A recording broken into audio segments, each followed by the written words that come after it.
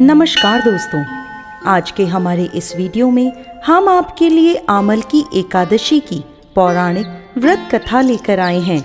दोस्तों, आमल की एकादशी के दिन आंवले के पेड़ की पूजा की जाती है। ऐसा कहा जाता है कि आंवले के पेड़ में भगवान विष्णु का वास होता है। भगवान श्री कृष्ण ने गीता में कहा है, मैं वृक्षों में पीपल के समान हूँ तथा तिथियों में एकादशी के समान हूँ, जो मनुष्य के लिए कल्याणकारी है। यह आमल की एकादशी सभी पापों का नाश कर व्यक्ति को मोक्ष की प्राप्ति कराने वाली है।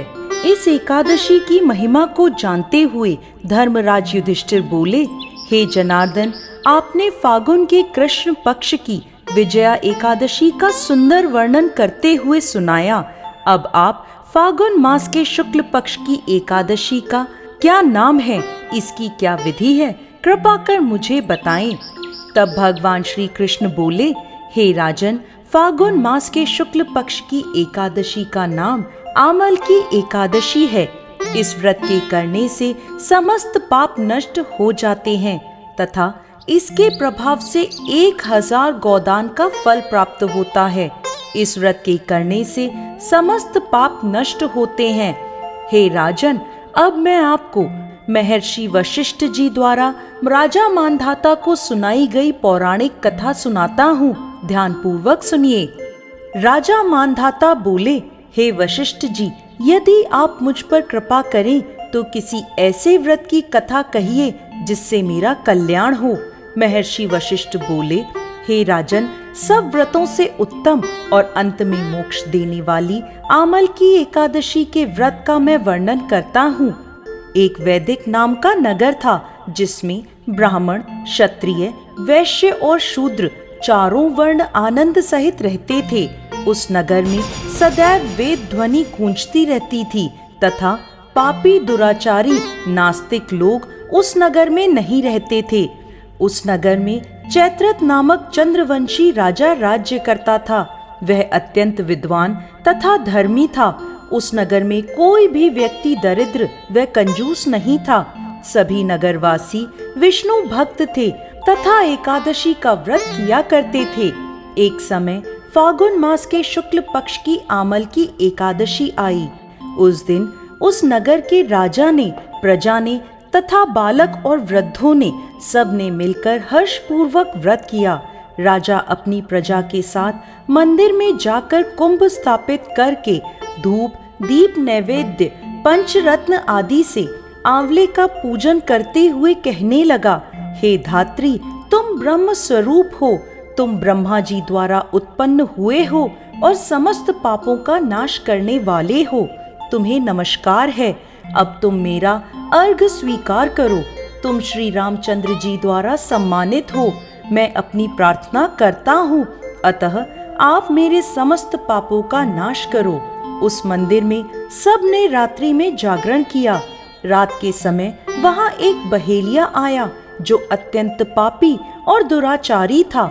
वो अपने परिवार का पालन जीव हत्या करके किया करता था। भूख और प्यास से अत्यंत व्याकुल वह बहेलिया उस जागरण को देखने के लिए मंदिर के एक कोने में बैठ गया और विष्णु भगवान तथा एकादशी महात्म्य की कथा सुनने लगा। इस प्रकार अन्य मनुष्यों की भांति उसने भी सारी रात जागरण करके बिता दी। सुबह होते ही सब लोग अपने अपने घर चले गए तो बहेलिया भी अपने घर आ गया। घर आकर उसने भोजन किया। कुछ समय बीतने के पश्चात उस बहेलिये की मृत्यु हो गई, मगर आमल की एकादशी के व्रत तथा जागरण से उसने राजा विदुरथ के घर जन्म लिया और उसका नाम वसुरथ रखा गया। बड़ा होने पर जब वसुरथ राजा बना तो उसकी एक बहुत विशाल सेना थी जो धन धान्य से परिपूर्ण थी। वो 10,000 ग्रामों का पालन करने लगा। उसका तेज सूर्य के समान था। उसमें चंद्रमा के समान कांति थी। भगवान विष्णु के समान उसमें वीरता थी और पृथ्वी के समान वो क्षमा करने वाला था। वह अत्यंत धार्मिक, सात्विक, कर्मवीर और विष्णु भक्त था। वो अपनी प्रजा को दान आदि कर समान भाव से पालन किया करता था। एक दिन राजा शिकार खेलने के लिए गया। दैवयोग से वो मार्ग भटक गया और दिशा ज्ञान ना होने के कारण उस वन में एक वृक्ष के नीचे सो गया। थोड़ी देर बाद पहाड़ी से वहां कुछ डाकू आए और राजा को अकेला देखकर मारो मारो कहते हुए उसकी ओर दौड़ पड़े। वो कहने लगे कि इस दुष्ट राजा ने हमारे माता पिता, पुत्र पौत्र आदि अनेक संबंधियों को मारा है तथा देश से निकाल दिया है, अतः इसको अवश्य मरना चाहिए। ऐसा कहकर वो डाकू राजा को मारने दौड़े। अनेक प्रकार के अस्त्र शस्त्र उसके ऊपर फेंके। ये सब अस्त्र शस्त्र राजा के शरीर पर गिरते ही नष्ट हो जाते और उनका वार पुष्प के समान प्रतीत होता।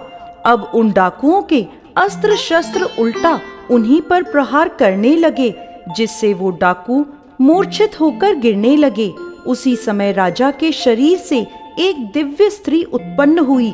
वह स्त्री अत्यंत सुंदर होते हुए भी उसकी भ्रुकुटी टेढ़ी थी। उसकी आंखों से लाल लाल अग्नि निकल रही थी, जिससे वह दूसरे काल के समान प्रतीत होती थी। वह स्त्री डाकुओं को मारने दौड़ी और थोड़ी ही देर में सभी डाकुओं को मार दिया। जब राजा की नींद खुली तो डाकुओं को मरा देखकर वो सोचने लगा कि इन्हें किसने मारा, इस वन में मेरा हितैषी कौन है। वह ऐसा विचार कर ही रहा था कि तभी एक आकाशवाणी हुई, हे राजन, इस संसार में विष्णु भगवान के अतिरिक्त कौन तेरी सहायता कर सकता है। इस आकाशवाणी को सुनकर राजा अपने राज्य में आ गया और सुखपूर्वक राज्य करने लगा। महर्षि वशिष्ठ आगे कहते हैं, हे राजन, यह आमल की एकादशी के व्रत का प्रभाव था। जो मनुष्य इस आमल की एकादशी का व्रत करते हैं वह प्रत्येक कार्य में सफल होते हैं और अंत में विष्णु लोक को जाते हैं। जय श्री हरि विष्णु।